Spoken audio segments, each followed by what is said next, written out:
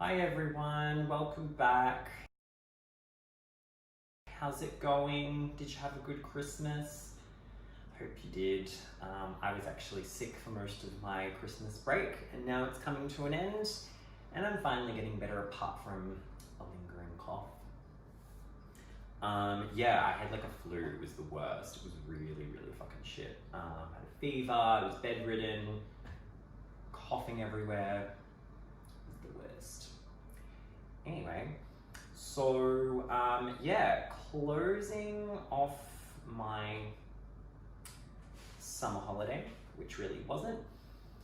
My friend Evan is having a barbecue at his place tomorrow and he's doing a fuckload of meat, which would be delicious, and I thought it would be a really good opportunity to make some tzatziki. So for those of you that don't know what tzatziki is, it's a Greek yogurt dip. Why am I making a Greek yogurt dip? Because my heritage is Greek. Well, why do you speak Japanese then? It's a great question. I don't really speak Greek very well, but I'm hoping to change that in 2020. Tzatziki is super easy to make. It actually kind of kills me every time I see people buy tzatziki from the shops because it's so easy to make and it tastes so much better than the one that they sell in those little stupid containers. Yeah, I mean, it's actually easier to make than hummus because you don't need a blender, and you know when the chickpeas fuck up. It's very annoying. Yeah, so we're gonna get started. What I've done is I've used a tub of the Tamar Valley Greek yogurt. No sugar, no fruit, just the plain one. That's it. That's all. It's actually quite firm, which is really good. Like sometimes if you get the Greek yogurts and you're using it for tzatziki, you may want to strain it in like a muslin cloth. But this one, I kind of just can't be bothered and I don't have a muslin cloth. This is perfectly fine just to use it as it is, but if you wanted to strain your yogurt, it will be a little bit firmer, which can be nice. It's up to you. But definitely if you do see that it's runny, take some of that runoff water away from it. I've got 2 cucumbers and I've got some garlic. I use frozen garlic. I mean, I freeze my own garlic just because it keeps for longer. I've got some salt and I've got some olive oil. We're going to cut the cucumbers in half, and you probably noticed that I've taken a little bit of the skin off. Just kind of, it's better if you take most of the skin off, but it's good to leave some of it on because I like the color that it adds to it. But what we want to do is we actually want to take the seeds out because the seeds are very watery and they'll just make it, you know, kind of a bit of a watery mess. You can get a spoon, you can get a knife, it's really up to you. Yeah, you just want to make sure you're getting most of the seeds out.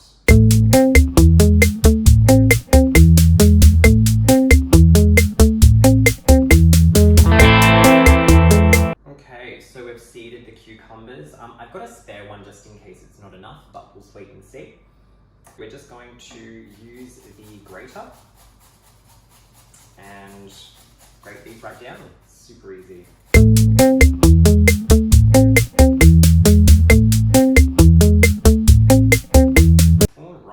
So that's grated. Now the next thing we're going to actually do is put it in a strainer and get the rest of the liquid out because there's still a lot of liquid in here. It's even dripping out.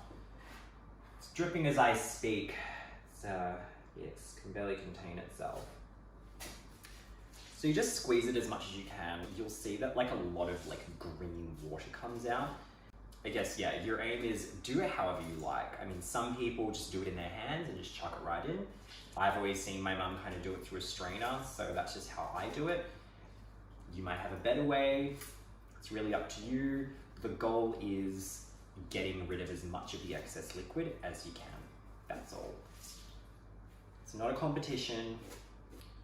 Okay, so what I'm gonna do is I'm just gonna chuck that in there, and then we might just see how that goes if I stir it around. There's no hard and fast rule for like how much cucumber you want to add, but the more cucumber you add, the thicker and kind of more like fleshy it's going to be.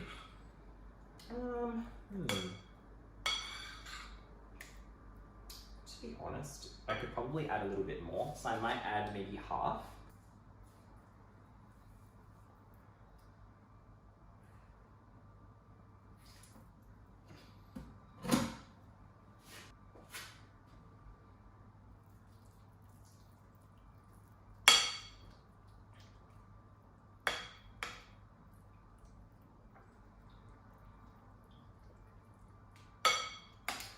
Alright, so I've added the extra half a cucumber in. I think that was probably a good choice.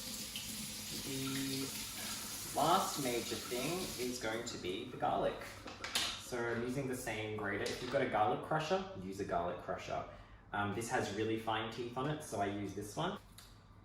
And I'm doing 2 cloves. So obviously, the more garlic you put in, the more garlicky it's going to be. So some people may struggle with that concept, but yeah, that's how garlic works. So I think 2 for this amount is going to make it relatively garlicky, but not to the point where people are going to be like, oh my god. And also just bear in mind, because you're doing it overnight, the flavors will develop. So even when we taste test this, or when I taste test this afterwards, it's not going to have a super strong flavor, but kind of I wouldn't be deceived by that because the flavors will develop overnight. And yes, I would definitely recommend making this in advance rather than on the day because it will just taste better. Do it like that. Oops. Don't want to waste any garlic. And then we're just going to mix that through. Now the last thing you want to do is add a little bit of salt, so add a good pinch of salt. And some olive oil, because according to Mum, it makes it glossy. So I'm not going to disagree with her because Mum's tzatziki is fucking amazing. Let's just taste test it. Oh my god, it's already good. So last note, so yeah, pop this in the fridge, leave it for like minimum, 8 to 10 hours. That would be great, but if it's less, doesn't really matter, it's still gonna taste good anyway. Other variations, some people put dill in their tzatziki, and that's okay too. I love dill in my tzatziki, but that's not how my family makes it. We've always made like a bit more of like a plain version for those, because there are people that don't like dill. It does have a bit of a flavor, but this is it. So you don't really need to buy it from the shops anymore, and it tastes a million times better. Before I go, I'm going to introduce you to someone very special. One moment, please. Everyone, this is Sesame. She's a cat that I'm looking after for a year. I mentioned her last time, but I didn't get to show her because she was asleep. So here she is now. Hey. She's very, very cute. A little bit naughty sometimes, but like all in all, I love her, and she's getting a bit angry now. Down you go. Yeah, I've got her for the year, and she's just the loveliest cat. So yeah, she's one of my house guests at the moment. Yeah, anyway, so sorry my video wasn't very funny today. I'm not in a very funny mood, probably because I'm still recovering from my sickness. I mean, I'm not contagious anymore, I've just got like a lingering cough. But yeah, anyway, so please try and make your own tzatziki. It's super easy. Yeah, and I hope you liked the video, and I hope you can use this. If you have any questions, just let me know. See you later. Bye.